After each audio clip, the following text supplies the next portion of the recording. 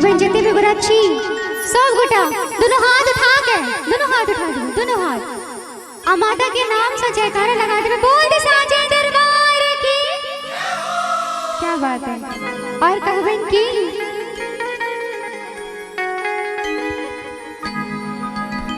सीता कहे कि राधा तोरा हे अम्बे भवानी सब तोरे स्वरूप छा मैया तू ही जग कल्याणी। और कि सेवक करे छो जय जयकार मैया हे मैया। कहबन की के मीठ मीठ ताली के साथ के मैया के मैया के मैया भगतन के सुनी ले पुकार मैया हे मैया भगतन के सुनी ले पुकार मैया। सीता कही कि राधा तोरा हे अम्बे भवानी सब तोरी स्वरूप छ मैया तू ही छ जग कल्याणी।